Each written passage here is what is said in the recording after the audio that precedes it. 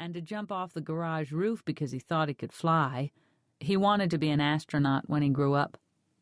He had a voice like a golden thread stretched out in the sun, so pure and pretty that it inevitably doomed him to playing the angel whenever Christmas plays were performed. Minna, his sister, was much plainer. She was the only one of Edith and Wilbur's children who hadn't been given a middle name. Minna was a sweet, nondescript child, tall and lanky for her age. She had long, mousy brown hair, blunt bangs, and a please-like-me smile that should have gone right to the heart of any adult who happened to cross her path, but somehow didn't. It was Gabriel and Minna who got their sister up in the morning, dressed her, fed her, bathed her, loved her. Without them, she probably would have starved to death long before she had reached her first birthday. Because of them, she made it. But just barely. When Edith Tuttle was enthroned against the pillows on her bed in the maternity ward, she had been given a form with an empty slot provided where she was to fill out her newborn's name.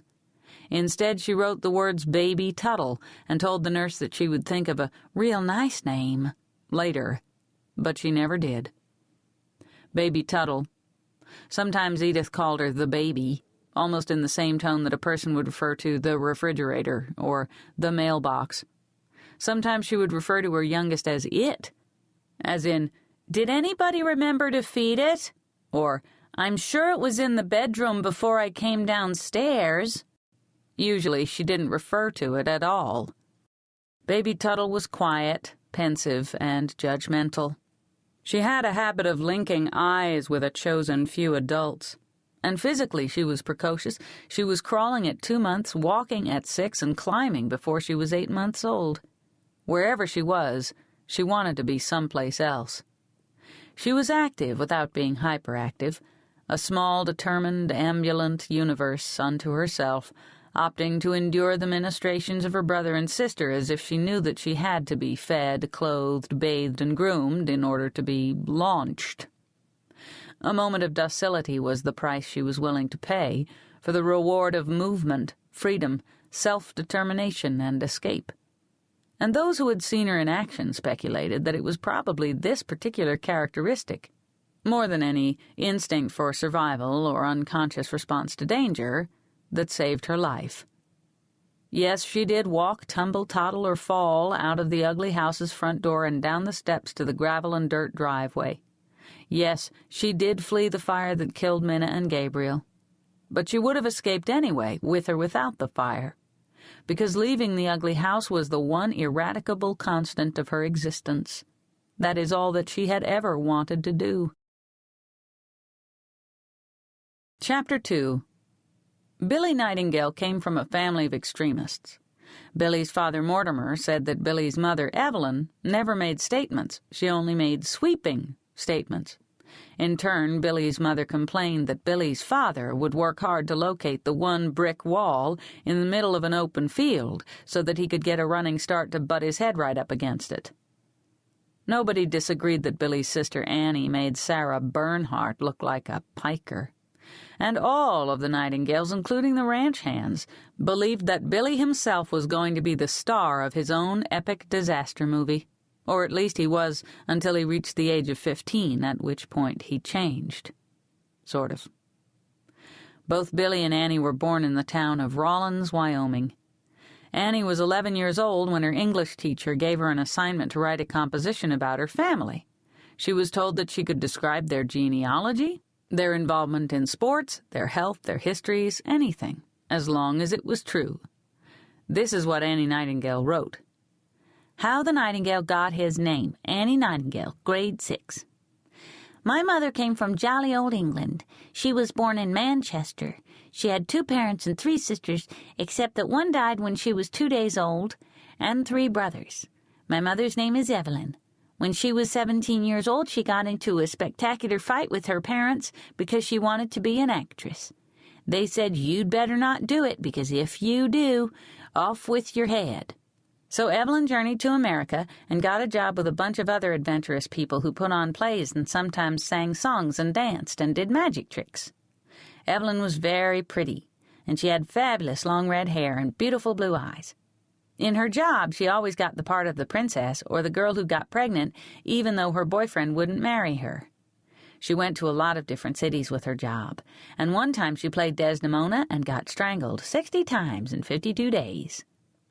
When she was 20 years old, she was in Cheyenne, Wyoming. It was 5 degrees below zero, and it was snowing so hard that Evelyn's group couldn't get out. They were stuck in the hotel. It was late at night, and some guys were playing music, and some other guys who were ranchers from Elk Mountain were in town to make trouble and spend their paychecks, and one of the troublemakers was a gigantic man over 9 feet tall. He had wide shoulders like an ox, and big hands like a monster. But he had a nice face, and his voice was low and soft and gentle, and Evelyn said it reminded her of a train whistle.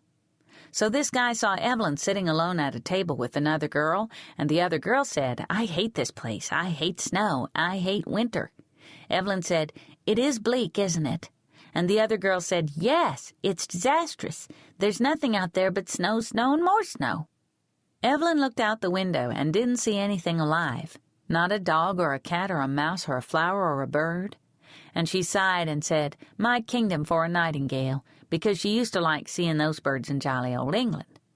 And that's when this 9-foot-tall guy comes over to her table and leans down, which he had to do because he was so tall, and he says, "Well, what do you know, little miss? My name just happens to be Mortimer Nightingale."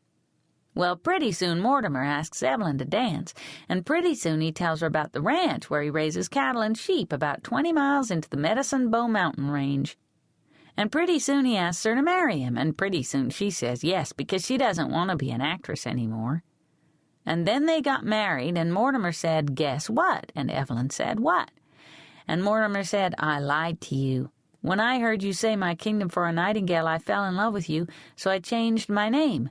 I did it right then at the dance hall, just like that, so that you'd dance with me.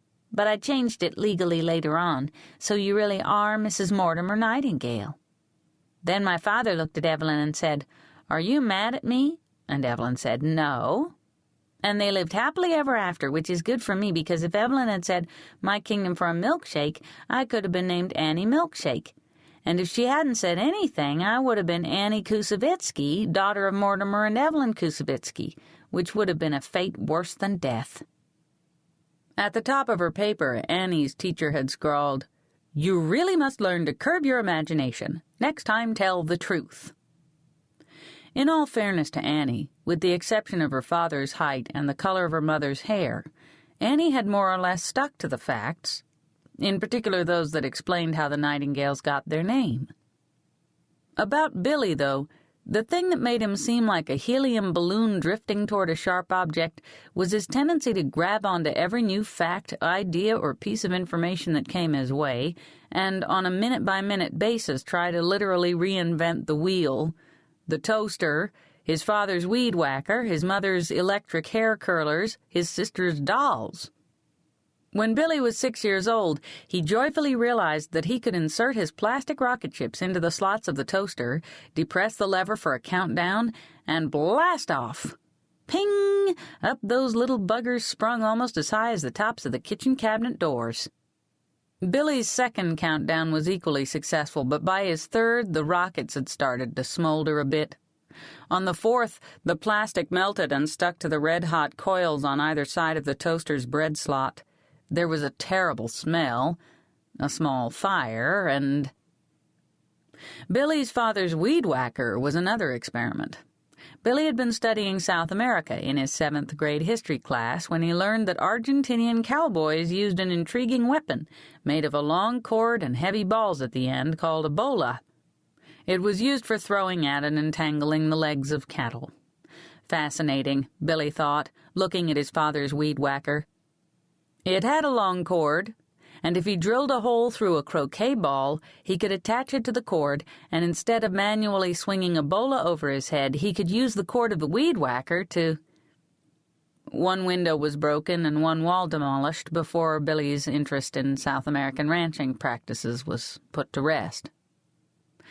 Billy joyfully disemboweled radios and television sets. He encased the metal prongs of his mother's electric hair rollers in clay and plugged them in, convinced that his makeshift kiln would produce a candelabra capable of holding 24 variously sized candles. Instead, His experiment resulted in a lump of plastic-fused clay that looked like the larva of